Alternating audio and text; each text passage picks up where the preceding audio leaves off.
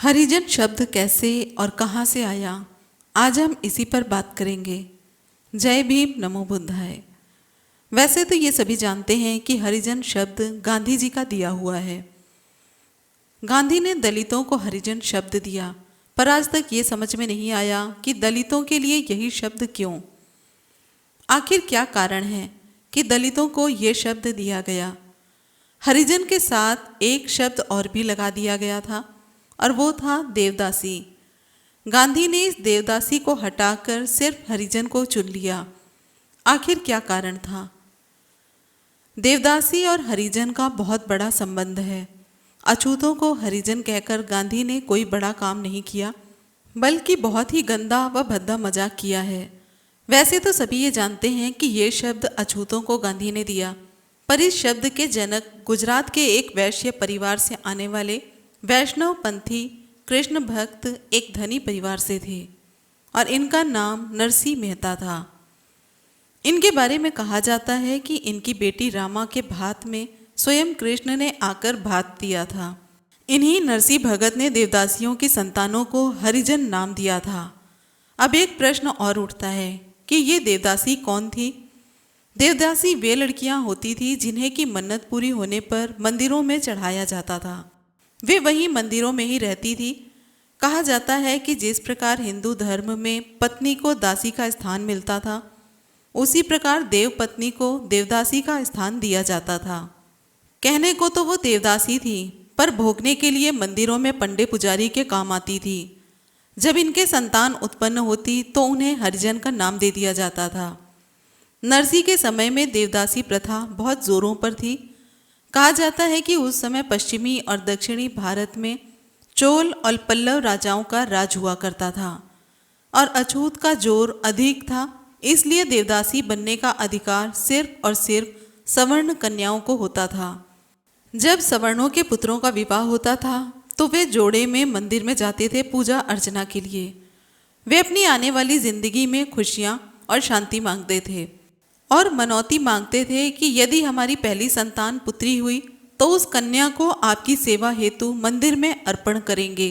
इस प्रकार जब उनकी पहली संतान पुत्री होती तो वे उसे मंदिर में अर्पित कर देते। काफ़ी सालों तक ये प्रथा चली है। सवर्ण अपनी पहली बेटी मंदिर में दे देते और वह देवदासी बनकर रहती। उसे शादी करने का भी अधिकार नहीं होता था, लेकिन व्यभिचार के लिए मंदिर के पुजारी होते थे। फिर उन्हीं की संतानें हरिजन कहलाती थी। अब फिर से एक सवाल उठता है कि अछूत इनसे किस तरह से जुड़े, अछूत कन्याएं कैसे देवदासी बनी। तो काफ़ी समय बाद मुसलमान काल आया तो लड़के और लड़कियों का व्यापार मध्य एशिया अर्थात अरब देशों के लिए होने लगा।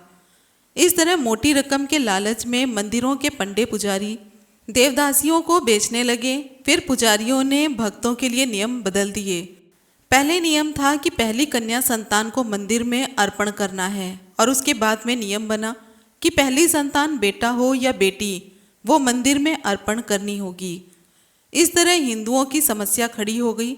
वे कन्या के उत्पन्न होने पर तो मंदिर में दे देते, पर बेटे के जन्म पर उसे नहीं देते। ऐसे में हिंदुओं ने एक उपाय निकाला कि अगर पहला बेटा हो जाए तो किसी दूसरी जाति से बेटा या बेटी खरीद कर मंदिर में अर्पण कर दें।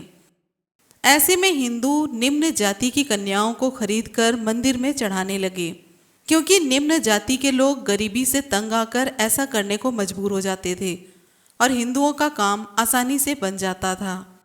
फिर जब हिंदुओं ने देखा कि खरीदने पर लड़कियां मिल ही जाती हैं, तो उन्होंने अपनी लड़कियों को भी मंदिर में चढ़ाना बंद कर दिया और अछूत कन्याओं को खरीदकर मंदिर में चढ़ाने लगे। ये प्रथा आज भी विद्यमान है और दक्षिण के एक एक मंदिर में हजारों लड़कियां देवदासी के रूप में पाई जाती हैं। इसके पीछे मान्यता है कि गंधर्वों पर आसक्त होने के अपराध में परशुराम के पिता जमदग्नि के कहने पर परशुराम ने अपनी मां रेणुका का सिर काट दिया था, परंतु बाद में मातंगी जाति की शूद्र कन्या का सिर काटकर रेणुका के लगाकर उसे जीवित भी कर दिया। दक्षिण में परशुराम की माता को एलम्मा कहा जाता है और इसी एलम्मा के मंदिर में लड़कियां देवदासी बनाकर चढ़ाई जाती हैं। ये देवदासियां मंदिरों में साफ सफाई या फिर नाच गाने के लिए होती हैं और युवावस्था होने पर भी ये देवदासियां विवाह नहीं कर सकती।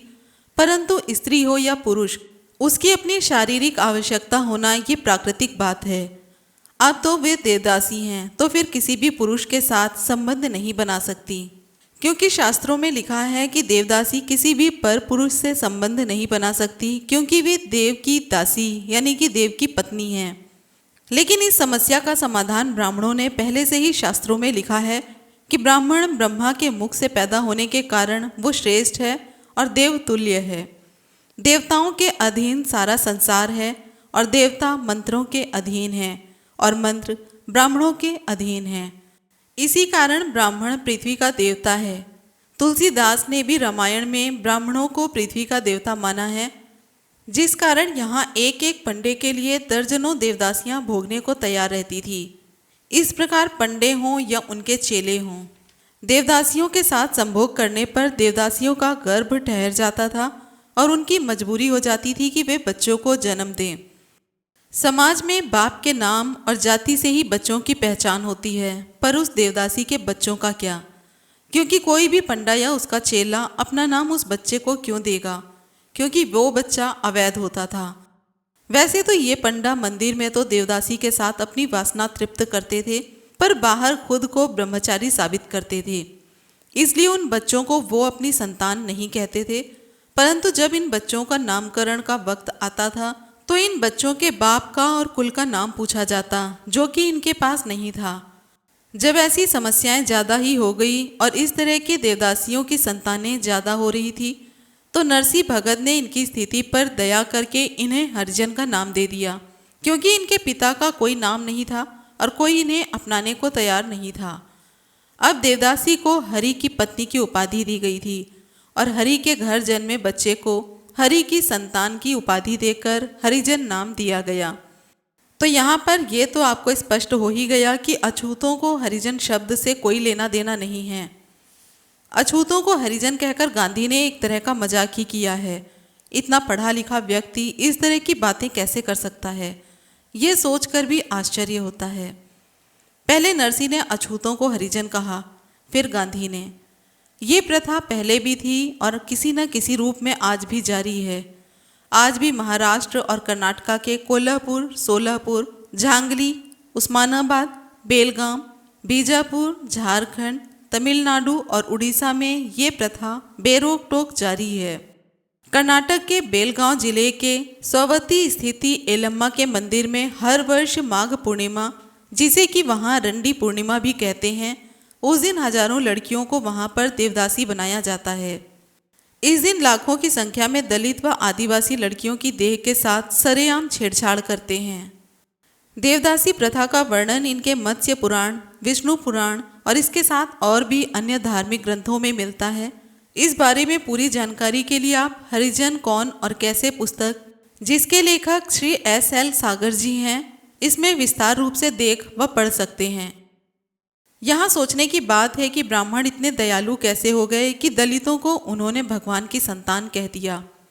अगर हरिजन का अर्थ भगवान की संतान होता तो ब्राह्मण इस हरिजन शब्द को अपने लिए रिजर्व कर लेते, क्योंकि वैसे तो ये ब्राह्मण खुद को सर्वश्रेष्ठ साबित करने में कोई कसर नहीं छोड़ते हैं, तो इसी शब्द को अछूतों दलितों के लिए क्यों छोड़ दिया गया? इसका सीधा मतलब यही है कि ये शब्द हीनता का प्रतीक है और अछूत दलित को भी अब ये बात सोचनी होगी, क्योंकि ये हरिजन शब्द किसी भी सम्मानित जाति या फिर व्यक्ति के लिए एक गाली के समान है।